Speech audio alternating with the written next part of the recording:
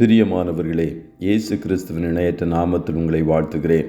இந்த மன்னாற்றுடைய இந்த டெய்லி பாட்காஸ்டை கேட்கிற உங்கள் ஒவ்வொருவரையும் கர்த்தர் ஆசீர்வதிப்பாராக. லூக்கா 6வது அதிகாரம் 12-13 வசனங்கள் இப்படியாய் கூறுகிறது. அந்நாட்களில் அவர் ஜெபம் பண்ணும்படி ஒரு மலையின் மேல் ஏறி முழுவதும் தேவனை நோக்கி ஜெபம் பண்ணி கொண்டிருந்தார். பொழுது விடிந்தபோது அவர் தம்முடைய சீஷர்களை வரவழைத்து அவர்களில் 12 பேரை தெரிந்து கொண்டு அவர்களுக்கு அப்போஸ்தலர் என்று பெயரிட்டார் என்பதாக. ஜெபத்துடன் தெரிந்தெடுங்கள், சூஸ் பிரேயர்ஃபுல்லி என்ற தலைப்பின் கீழ் இன்றைய மன்னாவை தியானிக்கப் போகிறோம். இயேசுவின் ஊழியத்தை அவருடைய பரமேறுதலுக்கு பின்பு அவரை பின்பற்றி அவரை போல தொடர்ந்து செய்வதற்கு சீஷர்கள் தேவைப்பட்டார்கள். அவருடன் அநேக சீஷர்கள் காணப்பட்டிருந்தும் அவர்களில் 12 பேரை தெரிந்தெடுப்பதற்கு அவர் சித்தம் கொண்டார். ஆகையால் அதற்கு முன்பு முழுவதும் ஜெபித்தார் என்று மேற்குறிப்பிட்ட வசனம் கூறுகிறது. மனுஷர்களுடைய இருதயத்தில் என்ன இருக்கிறது என்பதையும் அவர்களுடைய அனுபவத்தையும் இயேசு அறிந்திருந்தும் மிக முக்கியமான பணியை உலகம் முழுவதும் சென்று செய்ய போகிறவர்களை தெரிந்தெடுக்க முழுவதும் ஜெபித்து தெரிந்தெடுத்து நமக்கு வழிகாட்டுகிறவராக காணப்பட்டார். கர்த்தருடைய பிள்ளைகளே, உங்கள் வாழ்க்கையில் நீங்கள் தெரிந்தெடுக்கப் போகிற காரியங்களை அதிக ஜெபத்துடன் தெரிந்தெடுங்கள்.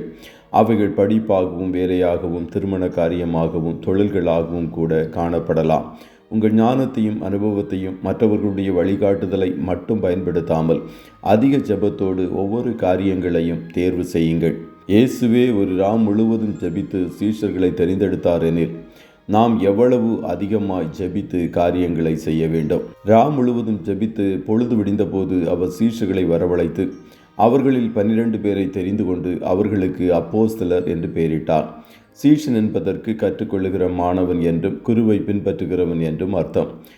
முதலாய் அந்தியோகியாவில் காணப்பட்ட சீஷர்கள் கிறிஸ்தவர்கள் என்று அழைக்கப்பட்டதைப் போல சீஷர்களை தான் அப்போஸ்தலர்களாகவும் கர்த்தர் தெரிந்து கொண்டார். இந்நாட்களில் குருவாகிய இயேசுவின் எந்த குணாதிசயங்களும் காணப்படுவதில்லை. ஆனால் தங்களை அப்போஸ்தலர்கள் என்று அழைக்கிறவர்கள் திரளாய் உண்டு. இயேசுவில் இருந்த சிந்தை, அவர்கள் இருந்த தாழ்மை, பரிசுத்தம் ஒன்றுமில்லாமல் இருந்தும் அடைமொழியாய் அப்போஸ்தலர் என்ற பெயரை போட்டுக்கொள்வதில் ஊழியர்களுக்கு பெருமை.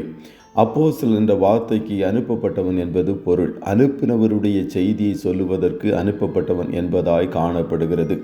இயேசுவும் அப்போஸ்தலர் என்று அழைக்கப்பட்டார் என்று எபிரேயர் 3:1 கூறுகிறது. அவர் பிதாவின் செய்தியை சொல்லுகிறவராய் காணப்பட்டார். அதுபோல இயேசுவை போல வாழ்ந்து இயேசுவின் செய்தியை சொல்லுகிறவன் தான் அப்போஸ்தலனாய் காணப்படுகிறான். சுயவிருப்பில்லாமல் ஆடம்பரமாய் வாழ்ந்து கொண்டு அப்போஸ்தலன் என்று தன்னை அழைக்கிறவன் இயேசுவின் அப்போஸ்தலன் அல்ல. எபேசு சபை அப்போஸ்தலர் அல்லாதவர்கள் தங்களை அப்போஸ்தலர் என்று சொல்லுகிறதை சோதித்து அவர்களை பொய்யர் என்று கண்டறிந்தது என்று வெளிப்படுத்தல் 2:2 கூறுகிறது. அவர்களைப் போல எல்லாவற்றையும் சோதித்தறிந்து ஜெபத்தோடு தெரிந்தெடுத்து நலமானதை பின்பற்றுங்கள்.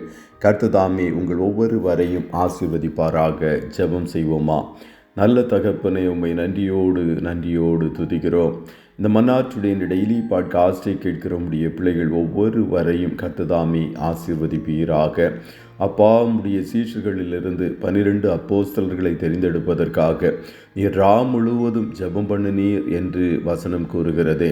உம்முடைய முன்மாதிரியை பின்பற்றி நாங்களும் சிறிதானதோ பெரிதானதோ எல்லாவற்றையும் ஜெபத்தோடு தெரிந்தெடுக்க உம்முடைய சித்தத்தின்படி ஒவ்வொரு காரியங்களையும் செய்ய கர்த்தர் எங்களுக்கு நீர் கற்றுத்தருவீராக.